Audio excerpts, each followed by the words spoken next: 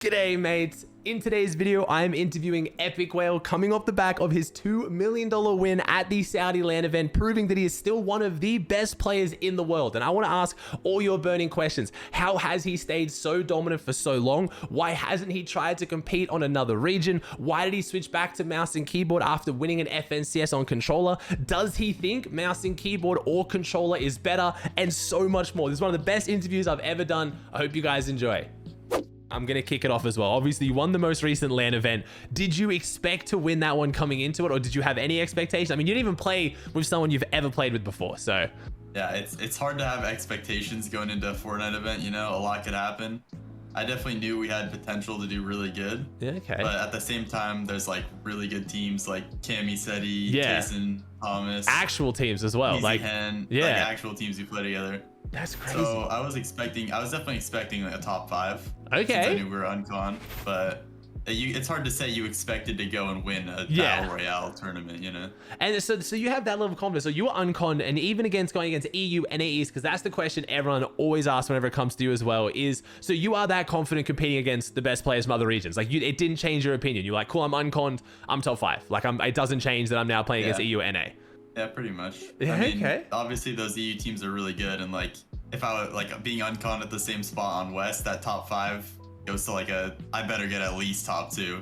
You know? Like on West, being uncon mid-map, I expect at least a top 2. I should probably win, you know? Okay, so, but, you know, going to the LAN with all those good EU players, it maybe is like, all right, I should at least get a top 5, you know?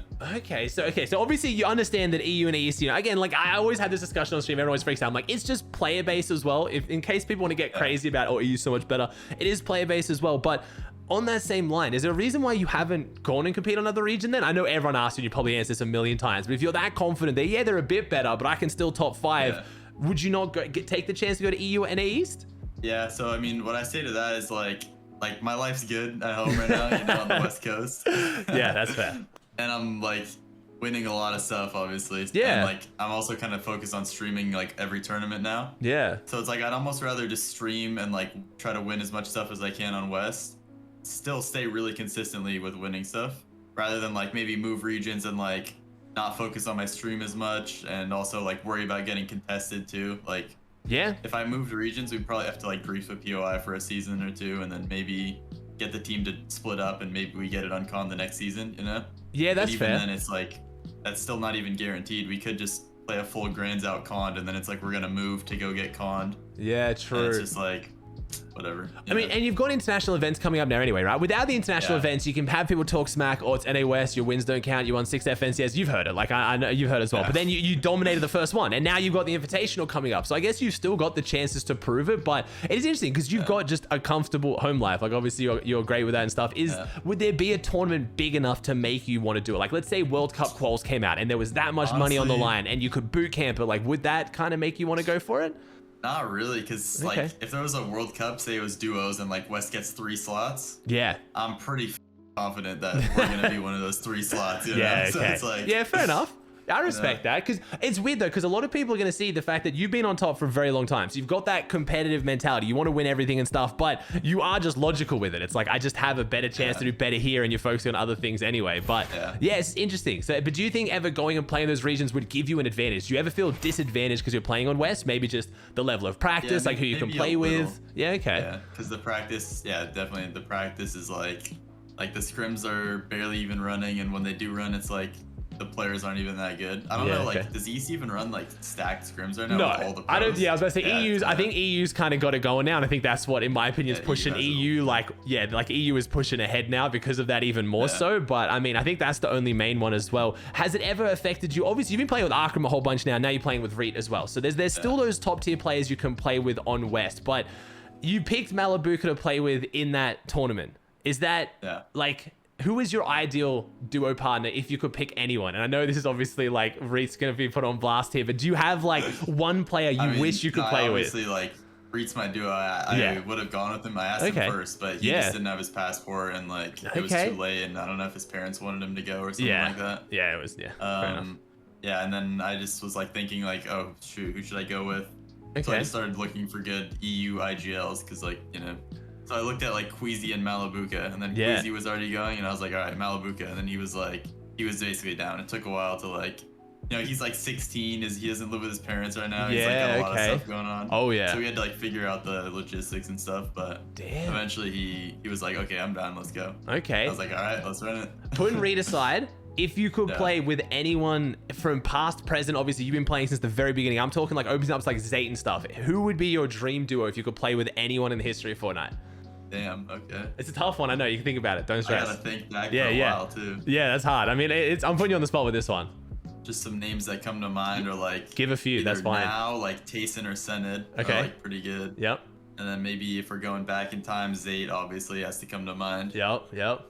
Anyone else I'm missing who should be in I mean, that's it for you. Like, yeah, I mean, I like those are ones that I'd be looking for as well. For me, I mean, it's hard because if you go back like real far, if you go on skirmish days, like then it gets a little bit different. But from World Cup to present, too much about the skirmish days, but that's the cool. That's the question.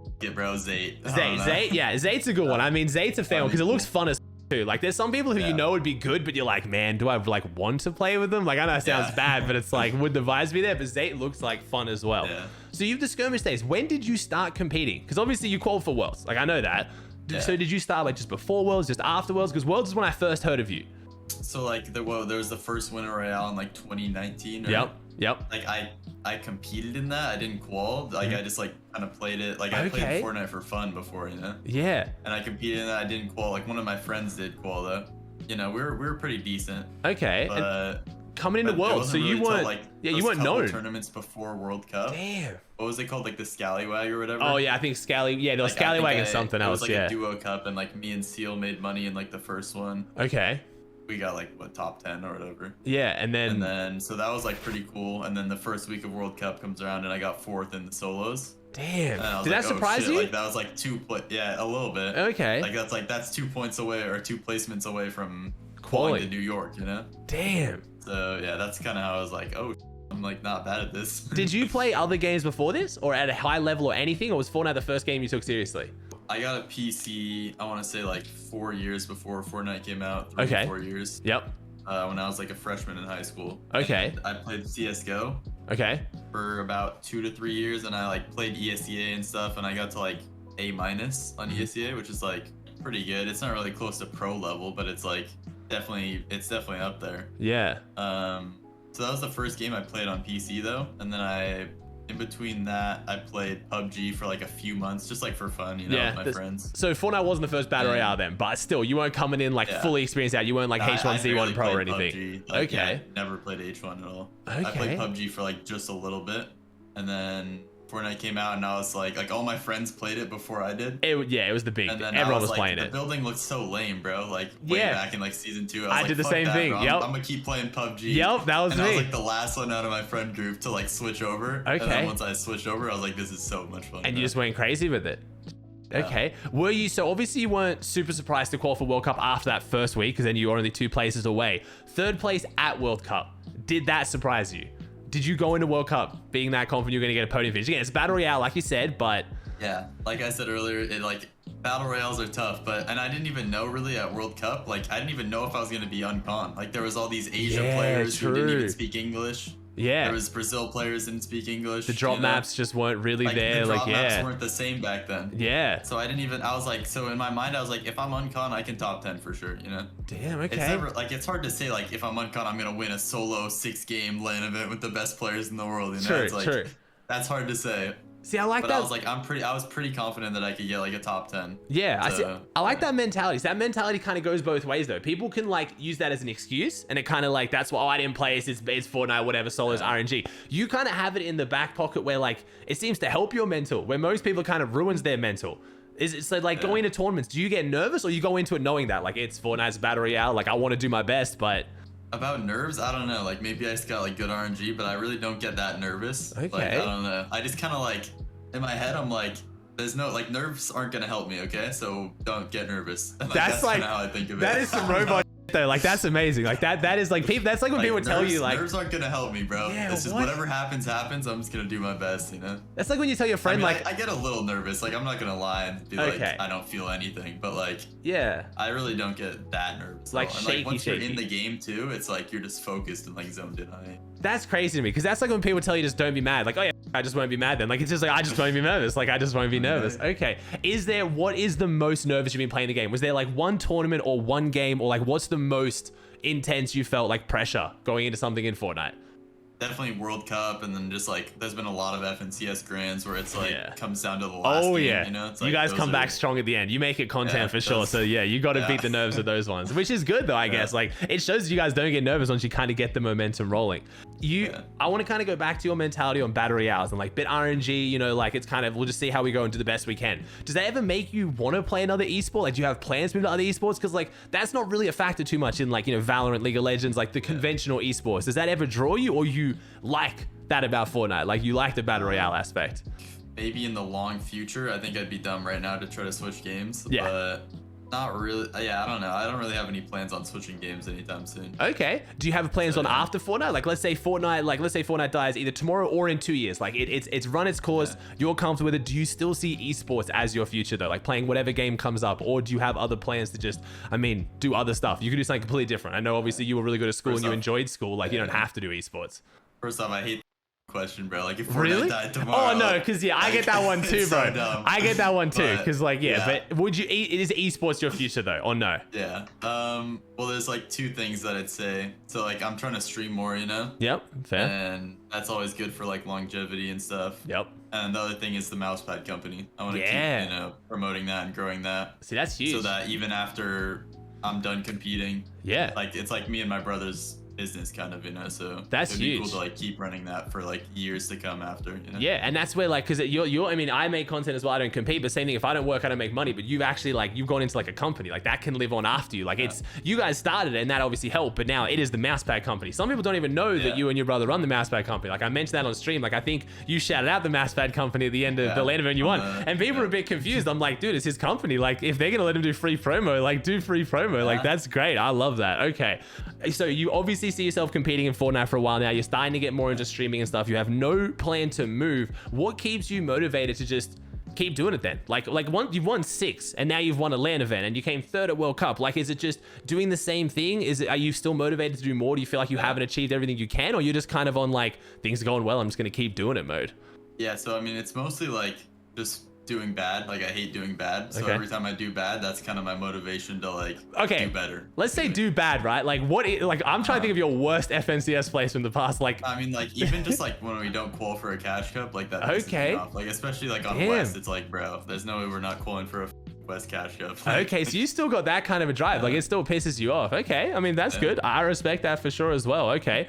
The only other one I kind of wanted to ask, because a lot of people keep asking this one as well. Now, after the most recent performance, I would argue you are up there as one of the greatest of all times. It's a bit of an ego question, and I know you're pretty humble. Do you see yourself as one of the greatest Fortnite players of all time?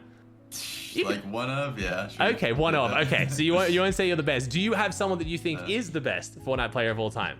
Nah, it's hard to say. Like especially all time too, because it's like you could look at like Tayson versus Booga, like two people who are like definitely in the debate for 100%. That answer. Yeah. And it's like Tayson, like right now, like you can't say all time really, because at World he didn't even qual for World Cup, right? Yeah, it's been since Worlds. So good now that it's like it's hard to compare that to like someone like Booga who did good at World Cup. Yeah. Has won 2 FNCSs, but like, you know, he's not playing EU, and like Tayson has like a mil online earnings. Like that's crazy. I mean, it's hard. It's hard to answer. Yeah. You're smart. I was hoping you'd give like the kind of clickbait answer that I could like make some content out of, but it's a smart answer. Same one I give. It's like, well, it's apples and oranges. Like, yeah, you've got like people like, oh, Zayd. I'm like, yeah, Zayd did crazy, but now since like Tayson's now doing this, but was a skirmish win worth more than an FNCS win? Like, yeah, it's hard. Now, this one is completely left field because it's the one that everyone is asking, and it's the last topic I'll talk to you about: the controller versus keyboard. You are one of, if not the only players, because Akram did it, but it wasn't like how you did it. Like he kind of just went on and just full L2'd. You've actually genuinely gone down in both. Why even after winning an FNCS on controller did you go back to mouse and keyboard? Well, I don't remember exactly, but so there's like 2 aim assist nerfs, right? Yep. And I'm pretty sure after the second one, I was like, all right, I'm going back to keyboard, because like, I mean, it was like controller's still good, and I think if you're good on controller, then like even with this aim assist, you'll be fine. Yeah. You know? But I just like, it was at a point where I was like, okay, this is kind of fair, and I've been playing keyboard for like 2 years, and plus I played CSGO on keyboard for 4 years before that. Yeah, for sure. And I've only played controller for like 2 months, so it's like, it was kind of at that point where it's like, it's kind of more balanced, and it's like since I've had so much more time playing keyboard, Yep. then like it was worth to just play that. So you mentioned fair. So when you were playing again, because it's just gonna put you in hot water, but you've talked about it. So when you were playing controller, did you think it was fair? No. Okay. Okay. So when aim assist was before the pre-nerfs, it wasn't fair. Now, think it's I'd fair? say it's pretty balanced. Yeah. Okay, cool. Yeah. Because I mean, you go. there's like a lot you can go into with like, it's kind of just, it promotes more 50-50ing. Like, Yep. but even like, because it's harder to be more mechanical on controller. Yeah. And then the aim is better. So it's like, it just promotes more like 50-50ing and like dumb plays. So like as a keyboard player, you still get mad because it's like no keyboard player would go for that play. They just, but play to your strengths. Like you understand can talk about it forever, I mean, but that was you as well. Like the wailing in someone's box was literally you getting in with the drum gun. Like it's what you did. So like I feel like you have the most validity to speak on it, but it is. You're gonna trigger kids either way. You're gonna now say that, oh yeah, it's more balanced now, but they still make brain dead plays and kids are gonna get mad. But I wanted to ask your opinion as well. So if they put aim assist back to the way it was before, do you think you go back to controller again? Honestly, probably not. Just 'cause during that time, I was playing the game like 10 hours, 12 hours a day. Like your mech's got off fast. Courses from the time that I wake up till when I go to bed. See, that's like, crazy. It is hard to be mechanical on controller. So I was like putting in so much time into like free building and like edit courses and all that stuff. Yeah, so it wasn't just purely like pick it up, abuse the aim assist, and all of a sudden Epikwhale was now plays. Yeah, because people love telling that story. You just and stuff and like. Because you also did a hybrid at the start. You would like mouse and keyboard tap to zone, and then you drop your mouse and keyboard, pick up the controller, honestly, shoot people. It was hilarious. Also just like, it was so much more. That was like the most fun I've ever had playing the game. Okay. Like learning a new input's just so fun. I don't know why. Like it's even, refreshing. Like, he plays keyboard. Like he says he has so much fun playing keyboard. Like for me, like controller was just so fun. That's why I played the game so much. It's just like learning that new input was just so fun. So it's refreshing. Now, so last one as well. You talked about how you used to practice for like 10 hours a day. What does your schedule look like now? Are you still grinding? Obviously, as heavily. It sounds like you're not. But are you doing like, what do you do to maintain the level you're at? Because you've been one of the most consistent players of all time, I'd say, with Booga, because you're the only ones who performed in World Cup and are still winning FNCSs as far as I can think of. So what does your routine look like to keep that going? Most of the time. Today I'm not playing Asia, but it's because my sleep schedule's all messed up from Saudi Arabia. I'm going to bed at like way before. I can't stay up that late. Okay. But usually I play Asia, East, and West. So like, I think that's important, playing like multiple regions. Kovacs, do you like creative grind a day? Yeah, like is that? Yeah, I don't Kovacs that much. I'm gonna start Kovacsing a little bit before Grands and just play for, you know, a couple weeks before. Okay. But for creative, I play like I always warm up in creative, and like I pretty much every day try to at least, like if I didn't play it all in a day, then I'll like at least play creative for like 30 minutes that day, you know? Okay. Like that's my that's like at the very least. That's crazy though, but only 30 minutes if I again. Go a day without playing, and I'm like, okay, I should like play creative just to stay, you know, good. And so you're you're like maintaining, like, do you feel like you're improving as a player still, or you're kind of in maintenance mode? Mechanically and aim-wise, probably not that much, but I always VOD review. Like, that's another thing I was gonna say. Okay. It's like VOD reviewing and getting used to it, because like the meta always changes, you know? Okay. So like mechanics and aim isn't gonna change, but like the meta is gonna change, and that's why every season you have to be VOD reviewing to. Because you're known for that. Your game sense is what most people will point to as like your biggest strength as well. Like you're not the most, like you're not pulling out like Diego plays level free builds, but it's, you've got the game sense as well. If they announce like a World Cup, would you go back to previous levels of grind? Or is it just, you're at the point now where you're balancing, like again, you're balancing working out, all that kind of stuff. Is that why you don't grind as hard as what you used to, or you just don't find it fun? You just don't want to burn out? It's not like, oh, I'm working out, I can't play 10 hours a day. It's just like, there's not as much stuff to do. I feel like nowadays, like scrims aren't running the same.